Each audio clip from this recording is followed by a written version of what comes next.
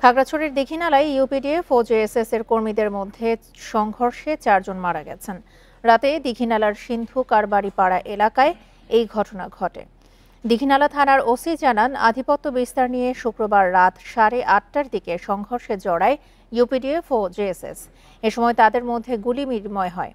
হামলায় অংশ নেয় ইউপিডিএফ কমান্ডার বিপ্লব চাকমা ও জেএসএস কমান্ডার জয়দেব চাকমার নেতৃত্বে 70 থেকে 80 জন। গোলাগুলিতে নিহত হন 4 জন। এই ঘটনায় পুরো এলাকায় থমথমে পরিস্থিতি বিরাজ করছে। নিহতদের পরিচয় এখনও জানা যায়নি, তবে সংঘর্ষে জড়িত থাকার কথা অস্বীকার করেছে ইউপিডিএফ।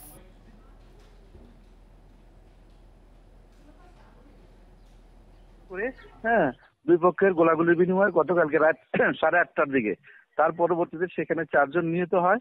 লাশ তারাই নিয়ে গেছে, লাশ আমরা পাই নাই, নাম ঠিকানা আমরা পাই নাই। উত্তরার মাইলস্টোন স্কুলে যুদ্ধবিমান বিধ্বস্তে আহত শিক্ষার্থী আয়ান খান ও রাফসি সুস্থ হয়ে বার্ন ইনস্টিটিউট থেকে বাসায় ফিরেছেন। এদিকে দগ্ধ শিশু জারিফের পর মাসুমা নামের আরও এক নারী মারা গেছেন। এ নিয়ে নিহত বেড়ে দাঁড়িয়েছে 35 জনে। সকালে বার্ন ইনস্টিটিউটে চিকিৎসাধীন 2 শিক্ষার্থীকে ছাড়পত্র দেওয়া হয়। আয়ান খান ও রাফসি সুস্থ হয়ে বাসায় ফিরেছেন। এদিকে সকালে আরও 2 জন মারা যান। সকাল 9টার দিকে বার্ন ইনস্টিটিউটের আইসিইউতে চিকিৎসাধীন অবস্থায় মারা যায় শিশু জারিফ। তার শরীরের 40% দগ্ধ হয়েছিল। আর সকাল 10টা 15 মিনিটের দিকে মারা যান মাসুমা। তার শরীরের 90% পুড়ে গিয়েছিল।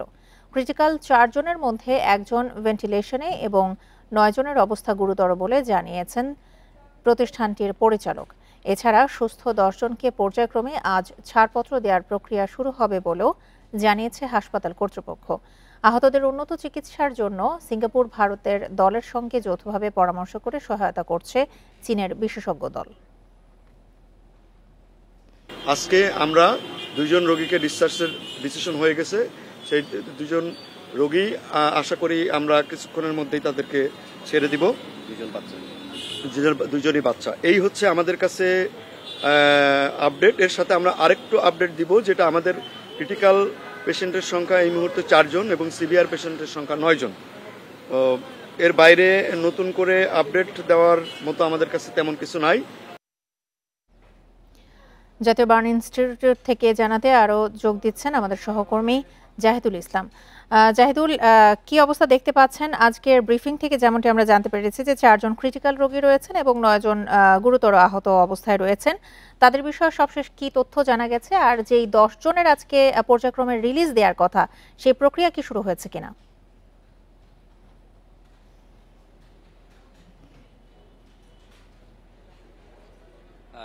আমরা কিছুক্ষণ আগেই যখন ডাক্তার পরিচালক যখন কথা বলছিলেন তখন তার কাছ থেকেই শুনেছিলাম যে এখনো যারা 4 জন রয়েছেন তারা কিন্তু ক্রিটিক্যাল অবস্থায় রয়েছে এবং তাদেরকে চিকিৎসার সার্বক্ষণিক চিকিৎসা দেওয়া হচ্ছে এবং 9 জন যারা এখনো সিভিয়ার কন্ডিশনে রয়েছেন তাদের বিদেশি যে ডাক্তারের দল রয়েছেন তারা কিন্তু পরামর্শ দিয়ে যাচ্ছেন যারা এখানে চিকিৎসা করছেন তাদেরকে, এবং তাদের কাছ থেকে আরো ভালো কিভাবে চিকিৎসা দেয়া যায়, আরো কিভাবে পেশেন্টদেরকে আরো কিভাবে উন্নত চিকিৎসার দ্বার প্রান্তে নিয়ে যায় সেটি কিন্তু তাদের কাছ থেকে পরামর্শ তারা নিচ্ছেন এবং সেই পরামর্শের মাধ্যমে কিন্তু এখানকার ডাক্তার যারা চিকিৎসা দিচ্ছেন তারা চেষ্টা করছেন রোগীদেরকে সুস্থ করে তোলার জন্য। এবং আজকে কিন্তু আমরা শুনেছিলাম যে 10 জনকে আজকে রিলিজ দেয়া হবে এবং তারা মোটামুটি এখন ভালো একটি কন্ডিশনে রয়েছেন এবং তাদেরকে বাসায় পাঠিয়ে দেয়া হবে।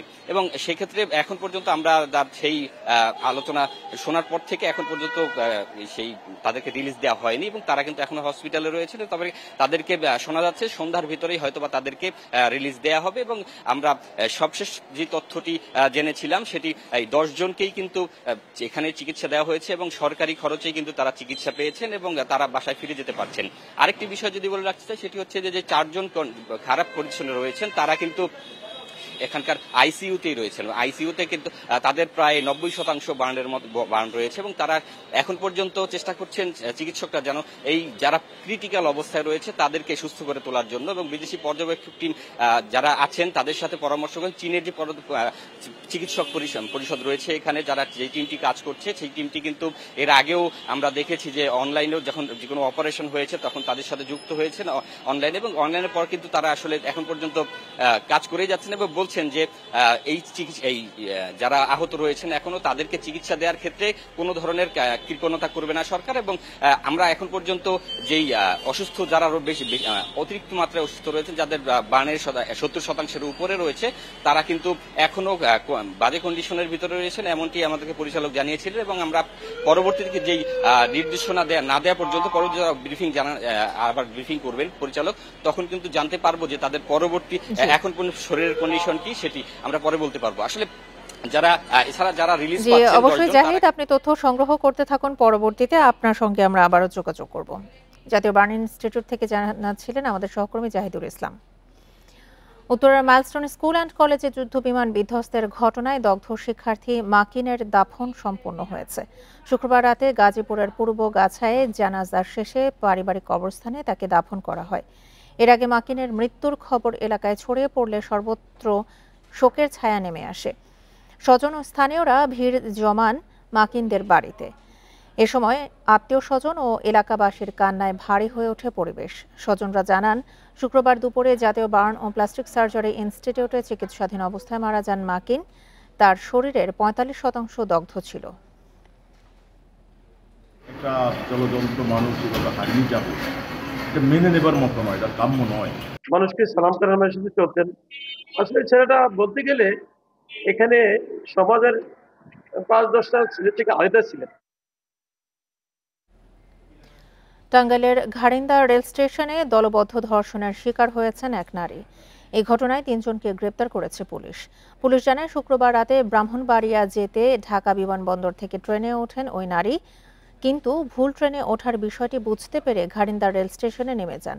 বিষয়টি জিআরপি পুলিশকে জানালে দুলাল নামে এক সিএনজি অটো চালকের কাছে ওই নারীকে বুঝিয়ে দেন। এই সুযোগে ওই 2 সঙ্গীকে নিয়ে ওই নারীকে ধর্ষণ করেন দুলাল। এই ঘটনায় দুপুরে 3 জনের নামে মামলা করেন ওই নারী। পরে অভিযান চালিয়ে ব্রাহ্মণকুশিয়া সুতারপাড়া এলাকায় বাসিন্দা দুলাল চন্দ্র, সজীব খান ও রূপু মিয়াকে গ্রেপ্তার করে পুলিশ।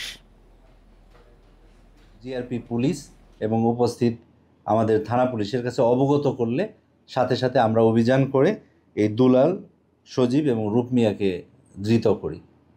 পরবর্তীতে এখন অভিযোগ দিয়েছে মেয়ে এবং আইনগত ব্যবস্থা প্রক্রিয়াধীন। সাভারের আশুলিয়ায় স্কুল শিক্ষার্থীকে ধর্ষণের অভিযোগে 3 জনকে গ্রেপ্তার করেছে পুলিশ। শুক্রবার রাতে ইয়ারপুরে অভিযান চালিয়ে তাদের গ্রেপ্তার করা হয়। দুপুরে রিমান্ডের জন্য তাদের আদালতে পাঠানো হয়েছে। পুলিশ জানায়, রাতে আশুলিয়ার ইয়ারপুরে শাহিন সাউন্ড সিস্টেম দোকানের কর্মচারী অভি ওই ছাত্রীকে দোকানে ডেকে নিয়ে যায়। পরে অভি ও তার বন্ধু সমীর মিলে ছাত্রীকে ধর্ষণ করে। এ সময় তাদের সহায়তা করে অভির আরেক বন্ধু শুভ। এ ঘটনায় ভুক্তভোগী ওই শিক্ষার্থী রাতেই থানায় মামলা দায়ের করে। পরে অভিযান চালিয়ে অভিযুক্ত 3 জনকে গ্রেপ্তার করে পুলিশ।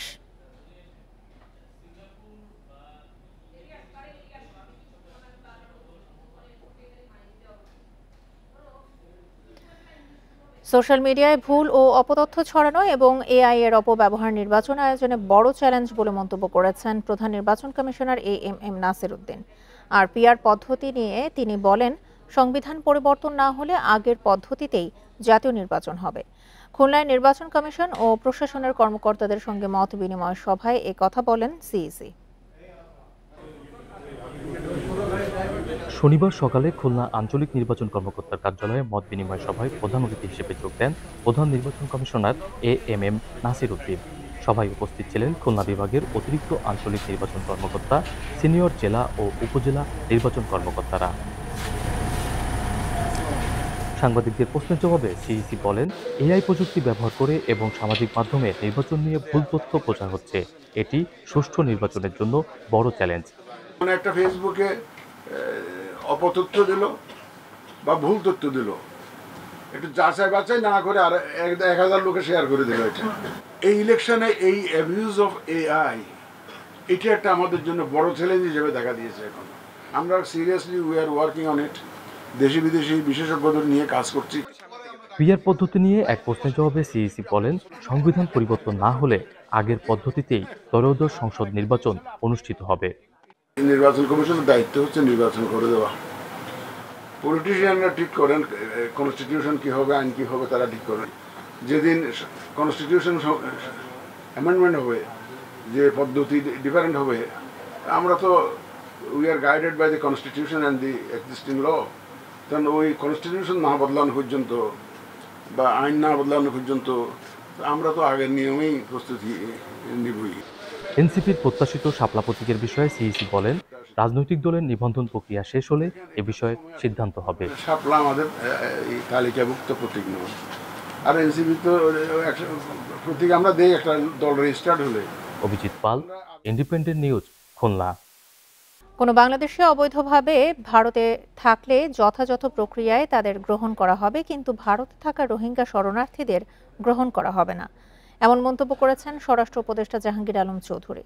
দুপুরে নারায়ণগঞ্জে তিনি বলেন, রোহিঙ্গা অনুপ্রবেশ ঠেকাতে সরকার প্রতিবাদ জানিয়ে আসছে। থানা থেকে লুট হওয়া অস্ত্রগুলো আগামী জাতীয় নির্বাচনের আগেই উদ্ধারের জন্য ব্যাপকভাবে অভিযান চালানো হচ্ছে। এ সময় গণ অভ্যুত্থানের মামলায় নিরপরাধ ব্যক্তিদের হয়রানি এড়াতে সুষ্ঠু তদন্ত সাপেক্ষে অভিযোগপত্র দেয়া হবে বলেও জানান স্বরাষ্ট্র উপদেষ্টা।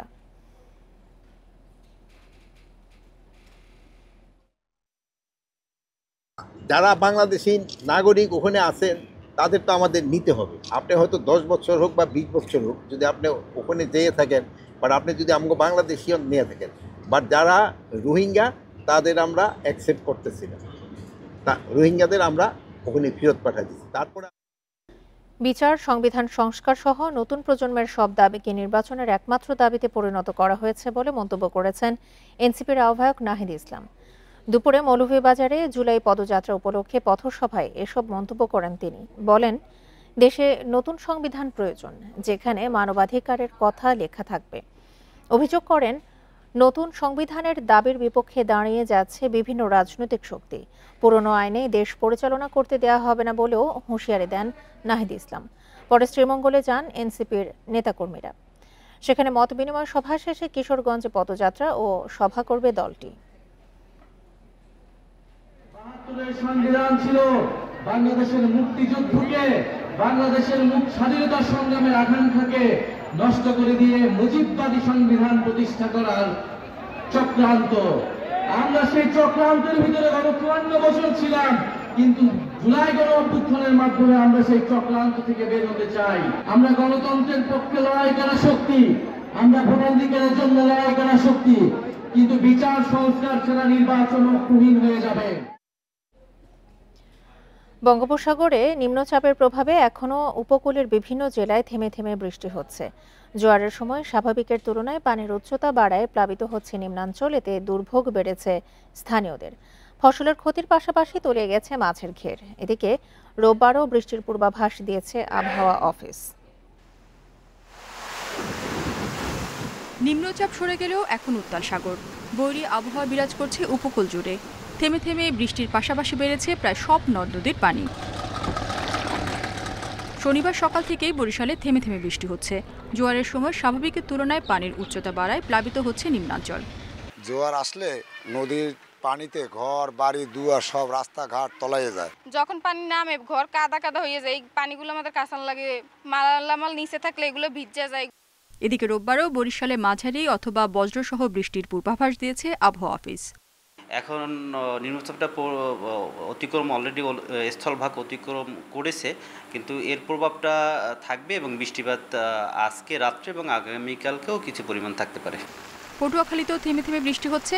জোয়ারের পানিতে কুয়াকাটা সমুদ্র সংলগ্ন হোসেনপাড়া এলাকায় প্রায় 30 মিটার সড়ক ভাঙন দেখা দিয়েছে। এতে গ্রামে পানি প্রবেশ করেছে। এছাড়া রাঙ্গামালী বেড়িবাঁধ দিয়ে পানি প্রবেশ করায় তলিয়ে গেছে অন্তত 10টি গ্রাম।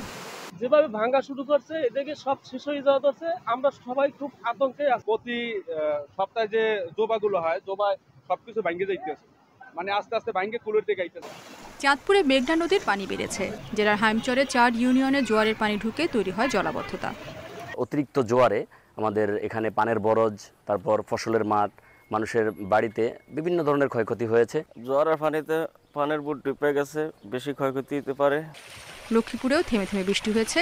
জেলার রামগতি ও কমলনগরের নিম্নাঞ্চল প্লাবিত এলাকাগুলো থেকে পানি নামতে শুরু করলেও কমেনি দুর্ভোগ। এবং আমাদের পুকুরের মাছ, গবাদি পশু এই জলোচ্ছ্বাসে বারবার ভেসে যায়। না, আমাদের বাড়িঘরও পানি উঠছে, ছেলে আছে, সন্তান আছে, তাদেরকে নিয়েও খুব কষ্টে আছি। টানা বৃষ্টিতে বরগুনায় বন্যার নিয়ন্ত্রণ বাঁধের বাইরে বসবাসকারীদের বাড়িতেও পানি প্রবেশ করেছে। রেশমি নন্দী, ইন্ডিপেন্ডেন্ট নিউজ। এ নিয়ে আরো জানাতে লক্ষ্মীপুর থেকে যোগ দিচ্ছেন আমাদের সহকর্মী আব্বাস হোসেন। আব্বাস, টানা বৃষ্টির কারণে তো নদ নদীর পানি বেড়ে গেছে, পানি উন্নয়ন বোর্ড থেকে কি কোনো বন্যার পূর্বাভাস বা আশঙ্কা করা হচ্ছে?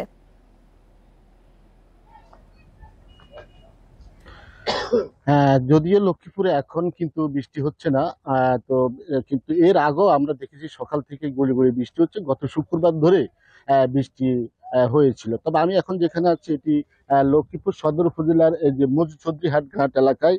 কিছুক্ষণ আগে এই মেঘনাতে জোয়ার শুরু হয়েছে, অর্থাৎ জোয়ার হওয়ার সাথে সাথে এখানে লক্ষ্মীপুর ভোলা যে নৌ রোড রয়েছে, এই নৌ রোডে পল্টনে পানি ওঠার কারণে এখন কিন্তু যে বিভিন্ন ধরনের যানবাহন ফেরিতে উঠানামা বন্ধ রয়েছে, অর্থাৎ সেখানে পানি বুক পরিমাণ পানি পল্টনে উঠেছে। এর বাইরেও কিন্তু আমরা দেখেছি এখানে যে নির্ব অঞ্চলগুলো রয়েছে, মজুচৌধুরী ঘাট, যে সরমণি মোহন অথবা রামগতি কমলনগর, সেখানেও কিন্তু বিভিন্ন এলাকায় কিন্তু প্লাবিত হয়েছে, অর্থাৎ 20টি গ্রামের মতো প্লাবিত হয়ে কয়েক হাজার মানুষ পানিবন্দী রয়েছে।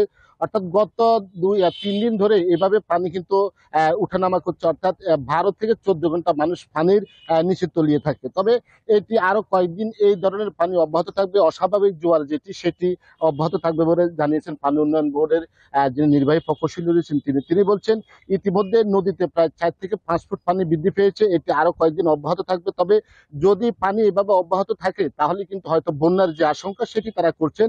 আর যদি বৃষ্টি না থাকে, পানি যে জোয়ারের পানি যদি আস্তে আস্তে কমে যায় তাহলে হয়তোবা বন্যা হবে না। আর যদি জোয়ার এভাবে অস্বাভাবিক জোয়ার প্রতিদিনও হয় তাহলে হয়তো বন্যার যে আশঙ্কা করছেন সেটি কিন্তু পানি উন্নয়ন বোর্ডের পক্ষ থেকে ইতিমধ্যে করা হয়েছে। তবে এখানকার যারা এলাকাবাসী রয়েছেন বা নদী পাড়ের বাসিন্দারা রয়েছেন তারা প্রতিনিয়ত তারা এক ধরনের আতঙ্কের মধ্যে রয়েছেন। এখানে ইতিমধ্যে প্রায় 31 কিলোমিটার যে বেড়ি বাঁধ রয়েছে সেটি কিন্তু 3,100 কোটি টাকা ব্যয় কিন্তু সেটি হচ্ছে, কিন্তু নদীর যে তীররক্ষা বাঁধের বিভিন্ন জায়গায় আমরা দেখেছি ইতিমধ্যে ধস দেখা দিয়েছে, অর্থাৎ ভাঙ্গন আতঙ্ক শুরু হয়েছে। তো মানুষের দাবি দ্রুত সময়ের মধ্যে যদি এই ভাঙ্গন প্রতিরোধ করা না যায় তাহলে হয়তোবা পানি আরো বেশি ডুববে, লোকালয়ে পানি ডুববে, মানুষের দুর্ভোগ সেটি আরো দিন দিন বাড়বে, এমনটি এখানকার নদী পাড়ের বাসিন্দারা আমাদেরকে বলেছেন। লক্ষ্মীপুর থেকে জানাচ্ছিলেন সহকর্মী আব্বাস হোসেন। যারা শিপ ব্রেকিং ইয়ার্ডের গ্রিন সনদ নিতে পারেনি তারা তাদের ব্যবসা গুটিয়ে নিতে হবে বলে মন্তব্য করেছেন নৌ পরিবহন উপদেষ্টা এম শাখাওয়াত হোসেন। দুপুরে চট্টগ্রামের সীতাকুণ্ডে কেএসআরএম শিপ ব্রেকিং ইয়ার্ডের জাহাজ পুনঃপ্রক্রিয়াজাত কার্যক্রম পরিদর্শন শেষে তিনি বলেন, হংকং কনভেনশন নীতি অনুসরণ করায় চট্টগ্রামের 16টি ship breaking yard green ship yard সনদ পেয়েছে। পাইপলাইনে আছে আরও কয়েকটি, তবে বেশিরভাগ ইয়ার্ড এখনও অনুসরণ করতে পারেনি নিয়মনীতি। বিষয়টি সহজতর করতে সরকার সর্বোচ্চ সহযোগিতা করবে বলেও ব্যবসায়ীদের আশ্বস্ত করেন উপদেষ্টা। এ সময় আয় বাড়াতে শিপিং কর্পোরেশনের জন্য আরও 3টি জাহাজ কেনা হচ্ছে জানান তিনি। এর আগে সকালে শিপইয়ার্ড কর্তৃপক্ষের সঙ্গে বৈঠক করেন তারা। এ সময় তারা এই খাতের নানা সমস্যার কথা উপদেষ্টার কাছে তুলে ধরেন।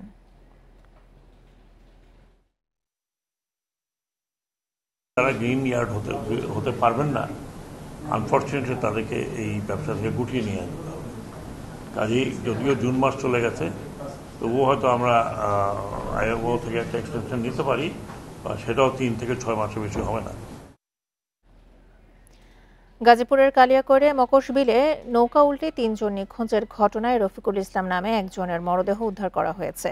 সকালে মরদেহটি উদ্ধার করে ফায়ার সার্ভিস। ফায়ার সার্ভিস জানায়, সকালে দ্বিতীয় দিনের মতো মকশবিলে উদ্ধার কাজ শুরু করে ফায়ার সার্ভিসের ডুবুরিরা।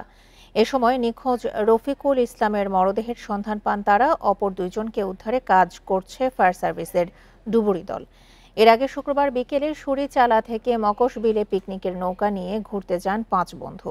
এক পর্যায়ে তাদের বহনকারী নৌকাটি প্রচণ্ড বাতাসে উল্টে গেলে পানিতে পড়ে যান তারা।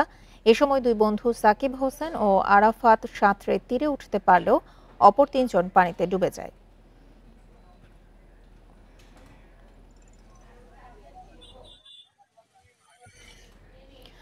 ফেনীর পরশুরামে নিহত বাংলাদেশি নাগরিক লিটনের মরদেহ ফেরত দিয়েছে বিএসএফ। 21 ঘণ্টা পর শুক্রবার রাত 9টার দিকে বিলোনিয়া চেকপোস্ট এলাকায় তার মরদেহ হস্তান্তর করে।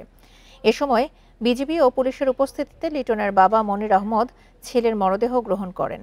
পরে ময়নাতদন্তের জন্য মরদেহ ফেনী জেনারেল হাসপাতালে পাঠানো হয়। এর আগে বৃহস্পতিবার রাতে ফেনীর পরশুরাম সীমান্তের কাছে যান লিটন, মিলাত ও আফসার। এ সময় তাদের লক্ষ্য করে বিএসএফ গুলি ছোড়ে গুলিবিদ্ধ লিটনকে ভারতে নিয়ে যায় বিএসএফ। সেখানে বিলোনিয়ার একটি হাসপাতালে তার মৃত্যু হয়। এদিকে গুরুতর আহত অবস্থায় মিলাত ও আফসারকে ফেনী জেনারেল হাসপাতালে ভর্তি করা হয়। সেখানে চিকিৎসাধীন অবস্থায় মারা যান মিলাত।